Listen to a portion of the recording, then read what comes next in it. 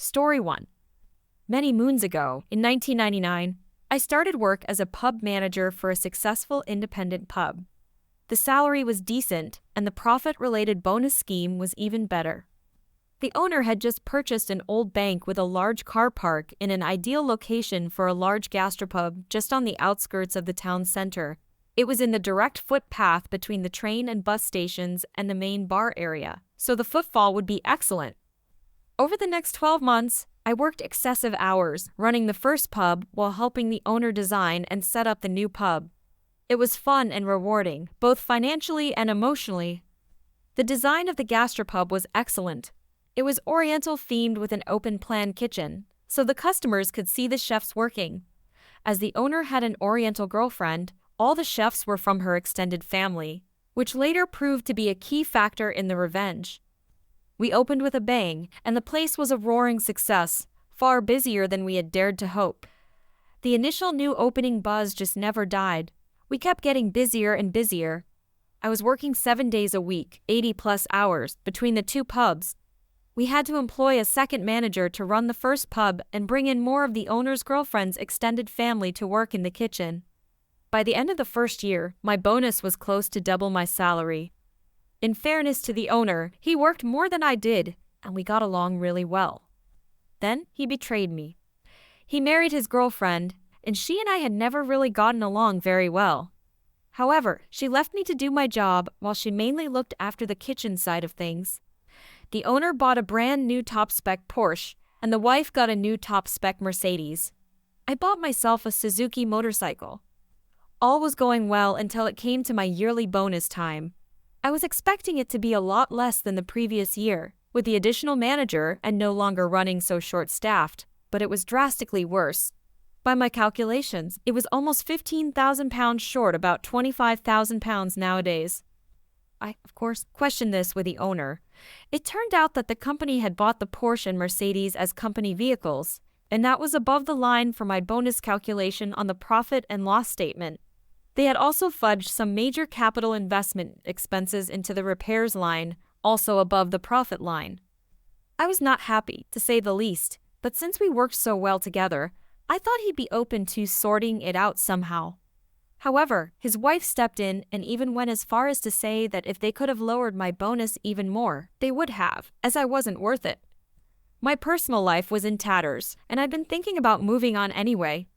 All the money in the world isn't worth it if you work so much that you ruin relationships. So I handed in my notice on the spot. This suited the wife perfectly. She made me hand over my keys and said I'd get my pay in lieu of notice and owed holiday pay. But I was never to set foot in either of their pubs again. I was barred for life. Cue the revenge. Story 2. This happened to me about a month ago.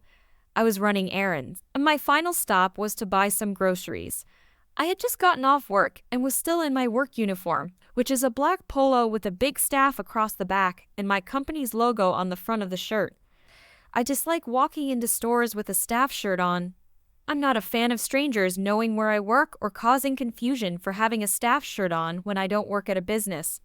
For this reason, if I'm in my work shirt, I will throw on a jacket or hoodie before I walk in somewhere. This is exactly what I'd done just before I entered the grocery store. So, my staff shirt for the place that I do work is completely covered by an oversized varsity jacket with studs and a big tiger across the back, and I have ripped black jeans on. The uniform for the grocery store is green-branded t-shirts and khaki pants. I look nothing like the staff there. Because this is the time of COVID, when I go to grab a shopping cart, I stop by the sanitizing station to wipe down the cart before I begin shopping. The sanitizing station is just inside the entrance doors of the grocery store. As I'm finishing up wiping down my shopping cart, another shopper walks in. A man with a baseball cap on. The man sees me cleaning a shopping cart, walks up to me, and says, "Oh great, thanks," and tries to grab the front of the cart and walk away. Not understanding yet that he thought I worked there, I think he's trying to steal it from me and have a vice grip on the back of the cart, which causes him to stumble. He whips his head back around and goes, "What do you," before cutting off mid-sentence and actually looking at me. In my ripped skinny jeans, my tiger varsity jacket, and my judging eyes. He then quietly says, "Oh, you don't work here," before immediately turning around and walking away into the grocery store without a cart of his own. As I watched him walk away, finally realizing that he thought I was cleaning the cart for him, I see him pulling his baseball hat low down on his head in shame. He then stood in the distance by a soda display, hat low, and turned to face the shopping cart section, no doubt waiting for me to leave the area. I chuckled as I walked away to do my shopping, and when I was finally a safe distance away, I did catch him out of the corner of my eye slowly approaching the carts again, shaking his head slightly and grabbing one. "It's all right, man. We all make mistakes." Story 3. For background, I work in mental health and substance use services. I have worked in my job for a long time now. My boss is never available for help and hardly on site. Recently, she has got a new manager who is not impressed with her work ethic, but then lockdown happened and he had to shield her. She has gone straight back to her old ways. My boss will often ask me to do her work for her to save her coming in, which I have never minded doing up until recently. I had a meeting with my boss after an incident at work where someone tried to assault me. I told my boss I didn't feel supported by her after it had happened as she wasn't present and didn't manage it well afterwards. In the middle of the meeting, the boss says, "Perhaps you want to consider some easier work in a different department." Me, "What? Why?" Boss, "Well, you do take on a lot of extra work that you don't need. A lot of this work is the manager's job.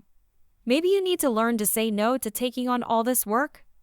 I asked if there was something wrong with my standard of work, if she had concerns, etc., and she said no. 3 months down the line, 4 of the team leave, and they get new people in. Boss, "Oh, OP, can you induct new starters on their first day?" Me, "Sorry, boss, that's a manager's job." Boss, "Can you complete the fire risk assessment?" Me, "Sorry, boss, that's a manager's job." After a while, she stops asking me things. Then one day she's working from home. I'm pretty sure she has been telling her manager she's on site throughout lockdown, but mostly isn't. A huge incident kicks off with residents, and emergency services are called. I call the boss and explain what happened. Boss, "OP, can you please do the follow-up with the commissioning body, staff, and residents involved, and write the report and send it all directly to me, please?" Me, "Sorry, boss, you will need to come in to manage this. I'm not a manager, that's not my job." Boss, "Just this once, please." I refused to manage the incident. It turned out she was visiting a friend who lived at the coast while she was meant to be on site. Someone accidentally let slip to her manager when he called in the incident, and there was no one to manage it. He asked me to deal with the incident, but I explained I couldn't and that the boss had reported me as taking on too much work to the Human Resources Department. A full investigation has been launched into her conduct and ability to do her job. The manager now talks to me directly and supervises me. He is helping me apply for a promotion, and the boss is on leave, pending investigation. Story 4. After my wife and I got married last year, we decided that we should both get on the same phone plan. We went down to the AT&T store and met with a representative who told us we'd both be on an unlimited plan for $70 per month, all inclusive of taxes and fees. I was very specific about getting the all-inclusive price for the service. It seemed like a decent deal, so we signed up. 2 days later, I log into the website and see that there's already a bill for $139. I call up a representative to see what's up, and they tell me that between the activation fees, taxes, and surcharges, the bill was correct. I told them what the salesperson had told me, and they basically told me to deal with it. I promptly told them I wanted to cancel the service and have the $139 waived. They said they could cancel the service, but would not waive the bill.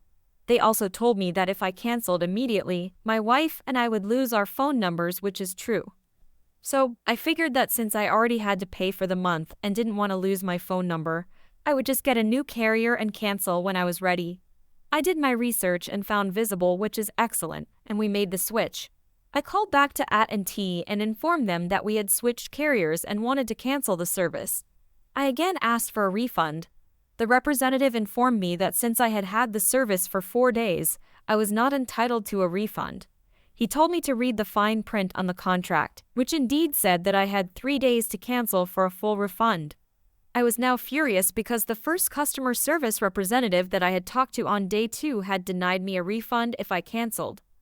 I asked for the next level of customer service representative, and they sent me to a customer care and retention person.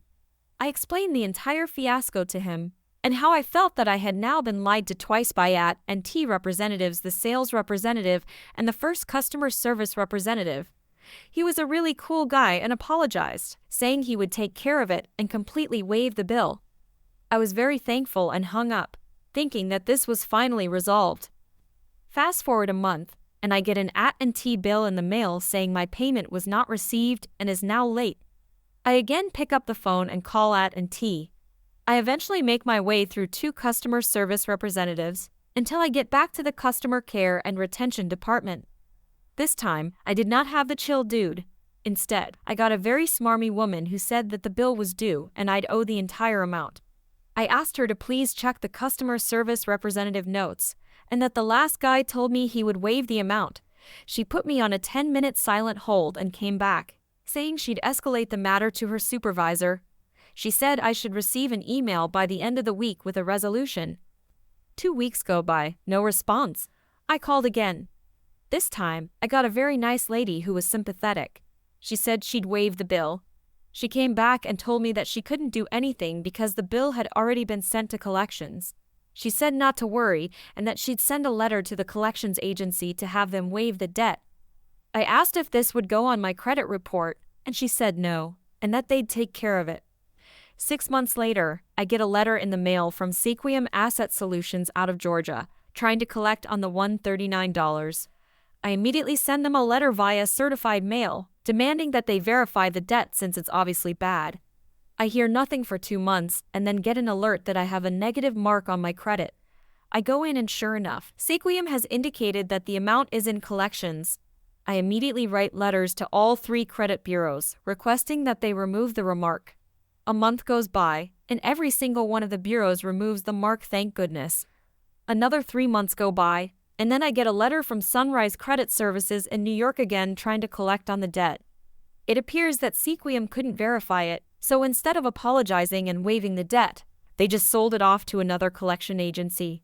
I send another certified letter to Sunrise, demanding verification. I get nothing in reply.